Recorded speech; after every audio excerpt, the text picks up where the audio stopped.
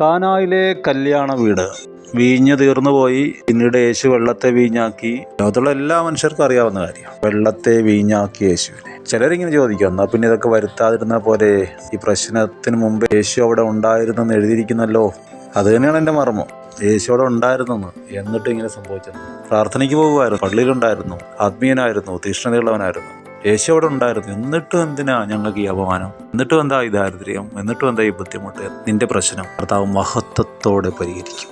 ശിഷ്യന്മാർ അവനിൽ വിശ്വസിച്ചെന്നു. വിശ്വാസികളല്ലേ, സഹോദരന്മാരല്ലേ ശിഷ്യന്മാരായത്? ശിഷ്യന്മാരെ വിശ്വസിപ്പിക്കാൻ തക്കവണ്ണം ഒരു മഹത്വം.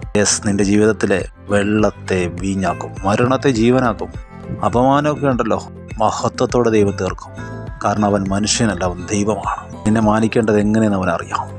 മൊർദെഖായിയുടെ വിഷയത്തിൽ നമ്മൾ തിരുവെഴുത്തി കാണുന്നു, രാജാവ് ബഹുമാനിക്കാൻ ഇച്ഛിക്കുന്നവനെ ഇങ്ങനെ ചെയ്യും. ദൈവം നിങ്ങളെ ബഹുമാനിക്കും.